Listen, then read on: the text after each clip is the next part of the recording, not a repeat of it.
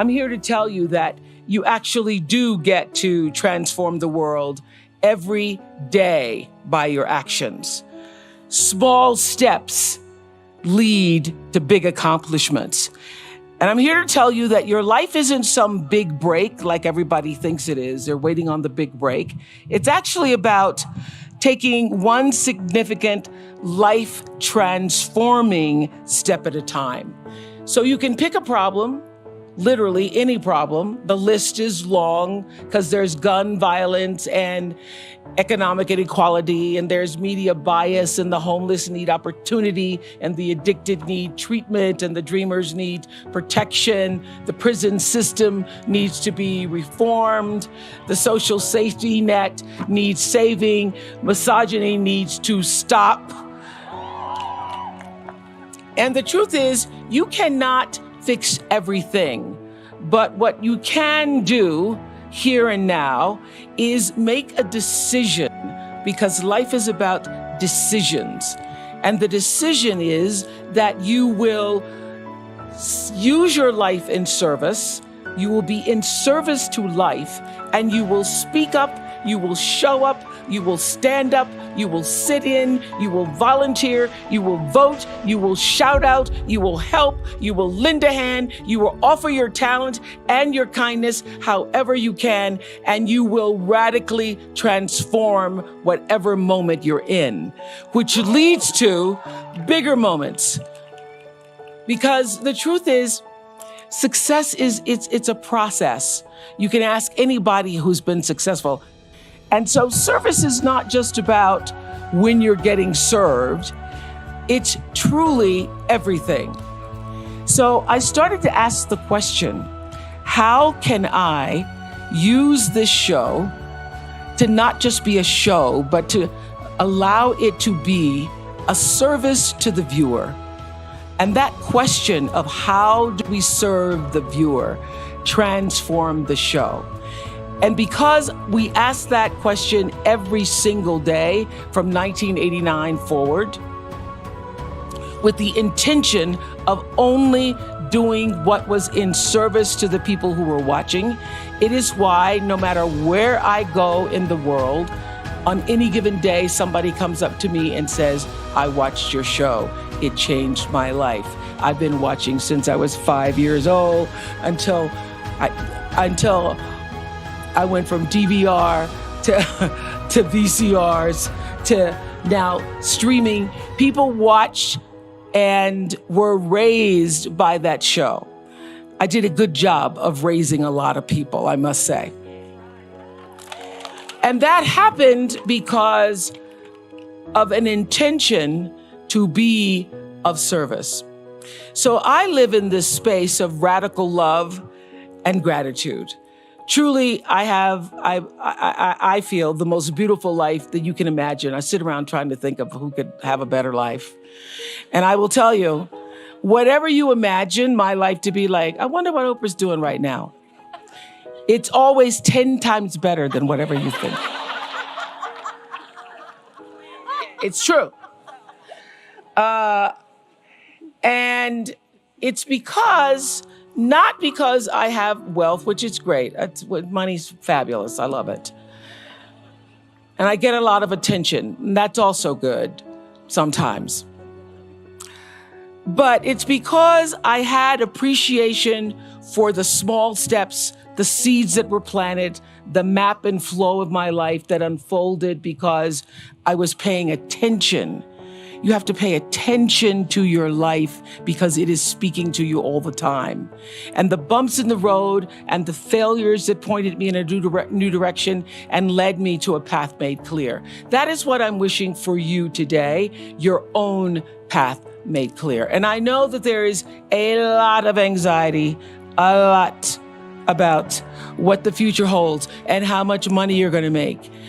But your anxiety does not contribute one iota to your progress, I'm here to tell you. It does the opposite. Look at how many times you worried and you were upset and you didn't think you were going to make it through the block. I got that text a couple months ago. And here you are today. You made it. And I'm here to tell you that you're going to be more than okay. So take a deep breath with me right now and repeat this. Everything is always working out for me. I want to hear it. Everything is always working out for me. That's my mantra. Make it yours. Everything is always working out for me because it is, and it has, and it will continue to be as you forge and discover your own path. Your purpose is to do what you have to do until you can do what you want to do. So here's the truth. For years, I had a job. And through that job, doing a lot of things that I actually didn't want to do, I got demoted and discovered my life's calling. So I was on the air as a reporter. My job ended when I was 28 years old. But I'd been working in radio, got my first job in radio at 16, was hired in television at 19. And it was a job because every day I felt like, I don't know if this is really what I'm supposed to be doing. But my father was like, you better keep that job. So when I was 28, it wasn't working out for me on the news because I was too emotional. I'd go to cover stories and cry because people lost their houses or lost their children. I was told that I was going to be taken off the evening news and put on a talk show. That was a demotion for me at the time that actually worked out for me. So I would like to say that many times, there are things that look like failure in your life. And I want to clear up because for years at every graduation, I've said, there's no such thing as failure. Well, it is. I've said it's no such thing as failure. It's just life pointing you into a different direction. It does. It indeed does. But in the moment when you fail, it really feels bad. And it's embarrassing. And it's bad. And it's going to happen to you if you keep living. But I guarantee you, it also will pass. And you will be fine. Why? Because everything is always working out for you. So I realized this when I was in the struggle of my life. I tried to build a network at the same time I was still trying to do a show. And I did not have the right leadership. Everything is about having people in the right positions to support you. And so I had to take a good long look at myself when everything in the media, because all of my mistakes are on the evening news or the CNN crawl. I can't do anything privately. So in every news story, when every story is about struggle, I had to have a talk with myself and say, what is this really about? What is this here to show you? My favorite question when in crisis, what is this here to teach or show me? Jeff Weiner, one of my friends and founder of LinkedIn, says that failure is what's going to humble you. It helps you realize how fleeting success can be, at least traditional measures of success, because you realize that to some extent, how it is just beyond your control. And you invest less in it in terms of the way you define yourself. Success in terms of achieving objectives, in terms of manifesting a mission, in terms of manifesting a vision, that's all good, especially if what you do can create good in the world. But to the extent that you start to define yourself through traditional measures of success, to the extent that that's your source of self-esteem, you're destined to be unhappy because you cannot control it. Jack Canfield, Chicken Soup for the Soul, another one of my thought leaders that I admire, says, the greatest wound we've all experienced is somehow being rejected for being our authentic self. And as a result of that, we then try to be what we're not to get approval, love, protection, safety, money, whatever that is. And the real need for all of us really is to reconnect with the essence of who we really are, re-own all the disowned parts of ourselves, whether it's our emotions, our spirituality, whatever. We all go around hiding parts of ourselves. He says he was with a Buddhist teacher a number of years ago, and that teacher said, here's the secret.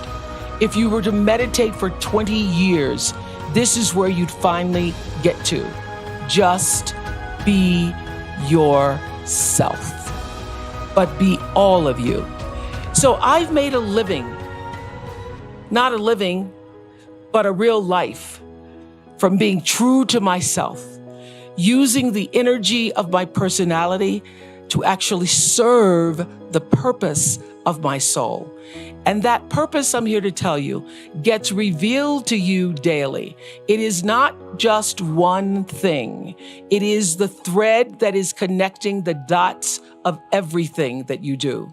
So when I first started television at 19, as I said, I was just happy to have a job. But later, through experience, trial, error, some failures, recognized that my true purpose was to be an inspiration and a force for good, to allow people to see the best of themselves through the work and the stories that we were able to tell. And so that becomes my legacy. Your legacy is every life that you touch. And that I repeat everywhere because it's true. It's not one thing, it's everything. And the most important thing is how you touch other people's lives. Every day you're carving out the path, even when it looks like you're not. All your actions are creating equal and opposite reactions, which is the third law of motion in physics.